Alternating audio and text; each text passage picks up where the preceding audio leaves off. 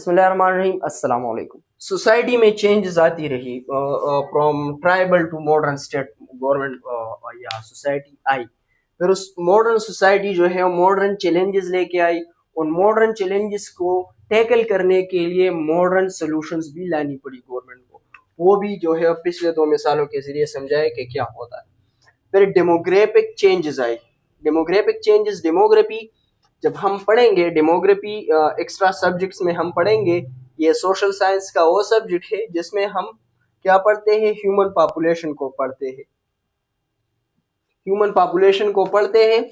کیا پڑھتے ہیں کہ ہیومن پاپولیشن میں میلز کتنے ہیں, فیمیلز کتنے ہیں, ان کی ایجوکیشن کیا ہے, ان کی تعداد کیا ہے, وہ کون کون سے کام کرتے ہیں. اور جو ہیومن پاپولیشن سے ریلیٹڈ جتنی بھی اسٹڈیز ہوتی ہے وہ ہسٹری میں ہو وہ پریزنٹ لائف میں ہو تو وہ ڈیموگرافی میں آئے گی. اور ڈیموگرافی کے لیکچر میں انشاءاللہ ہم اینتھروپولوجی بھی اسٹڈی کریں گے. پھر اس کے بارے میں آپ اس ٹرم کو اچھی طرح سے سمجھ پائیں گے. بیسکس آف پولیٹیکل سائنس والے لیکچرز میں انشاءاللہ ہم یہ کریں گے. تو کیا ہوتا ہے کہ یہ چیزیں جب چینج ہوئی تو اس کے لیے گورنمنٹ کو regulation, bureaucratic structure, rules regulation, life میں انٹرونشن کرنا پڑی اور وہ سب کچھ ہوا. اربنائزیشن, انڈسٹریل ریولوشن یا جنگوں کے بعد یا اکنامک ڈپریسیشن کے بعد کیا ہوا, لوگ ایگریرین سوسائٹیز سے چینج ہوئے اربنائزیشن کی طرف. مطلب یہ بگ سٹی کا جو کانسیپٹ ہے یا سٹی کی جو سہولیات ہے, اربنائزیشن اس عمل کو کہتے ہیں جس میں کہ دیہات میں وہ سہولیات آ جاتی ہے جو ایک شہر میں ہوتی ہے. مطلب شہر میں کیا ہوتا ہے, پکی روڈیں ہوتی ہے, پکی سڑکیں, گلیاں پکی ہوتی ہے. لوگ عام طور پر کیا کرتے ہیں, نوکر پیشہ ہوتے ہیں, ذمہ داری کے جو مال مویشی یا ان طرح کے جو کام ہیں ان سے وابستہ نہیں ہوتے. کارپوریٹ سیکٹر میں ہوتے ہیں, جاب والے لوگ ہوتے ہیں, بزنسز والے لوگ ہوتے ہیں.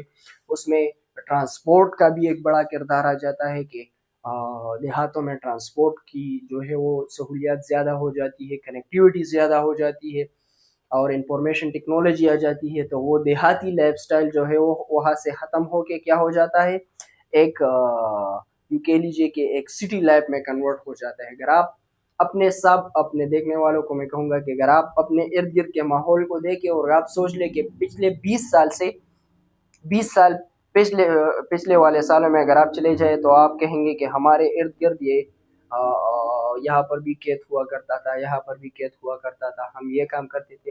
اور اب وہ اس جگہ پر بلڈنگیں بنی ہوئی ہے, اس جگہ پر پکی سڑکیں ہیں, اس جگہ پر لوگ نوکر پیشہ ہے, اس جگہ پر مال مویشی آپ کو نظر نہیں آئیں گی. تو کیا ہوگا, it is the process of urbanisation.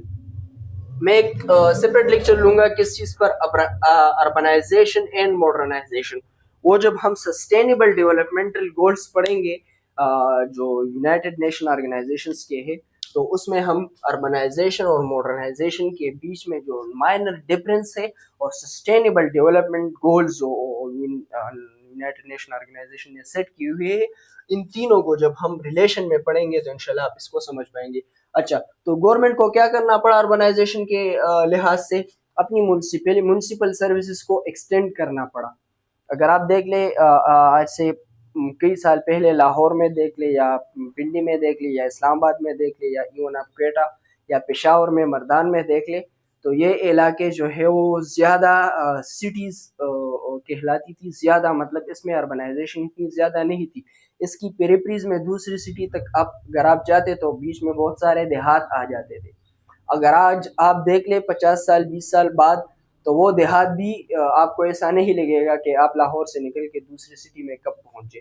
وہ بیچ کا جو گیپ تھا وہ کیا ہو گیا, وہ بھی سٹیز میں کنورٹ ہو گئے. کیوں؟ کیونکہ وہاں پر ڈائنامکس چینج ہوگی. تو گورنمنٹ کو وہاں پر پولیسنگ بھی ڈفرینٹ کرنا پڑی, بیوروکریٹک اسٹرکچر بھی ڈالنا پڑا, میونسپل سروسز بھی ڈالنا پڑی, الیکٹریسٹی, بجلی, گیس اور جو خوراک, جو مختلف قسم کے گورنمنٹ کے جو مشینری ہوتے ہیں ان کو ایکسٹینڈ کرنا پڑا. تو کیا ہوئی, گورنمنٹ کی اسپینڈنگ زیادہ ہوئی, اکانومی میں انٹرونشن زیادہ ہوا, بیوروکریسی کا جو اسٹرکچر ہے اس کو ایکسٹینڈ کرنا پڑا, لائف میں ریگولیشن لانا پڑی, ٹیکسیشن زیادہ لگانی پڑی. تو اربنائزیشن بھی ایک وجہ ہے کس چیز کی, بگ گورنمنٹ کی ایک ریزن ہے.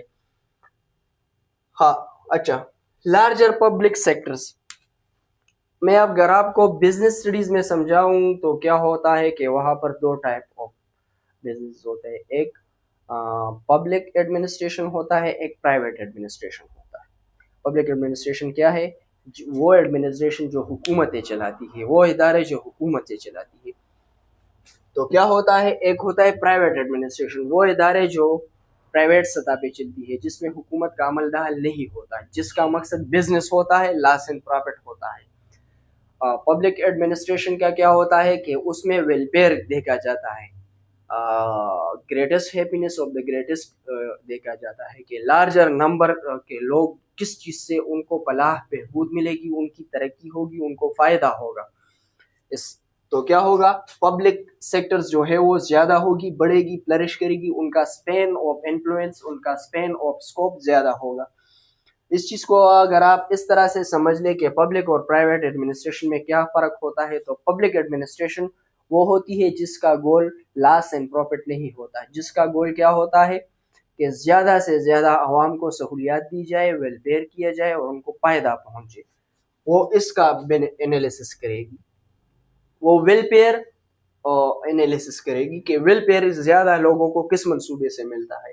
اور پرائیویٹ جو ایڈمنسٹریشن ہوتا ہے، پرائیویٹ جو سیکٹر ہوتا ہے، اس میں پروفٹ اینڈ لاس مارجن دیکھا جاتا ہے کہ کس پروجیکٹ میں، کس کاروبار میں، کس چیز میں زیادہ پروفٹ ہے، تو وہ اس کو ٹریڈ کرتی ہے. تو اس کا لارجر ہونے لگا تو automatically rise of big government ہوئی، گورنمنٹ کے اسپین آف انٹرسٹ ہے وہ زیادہ ہونے لگی.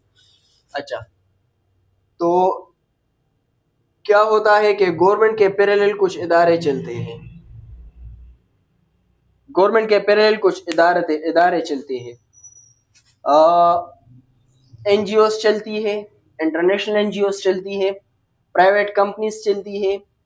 آج کا لیکچر امید ہے آپ سمجھ چکے ہوں گے. انشاءاللہ ملتے ہیں نیکسٹ لیکچر میں. تھینک یو، السلام.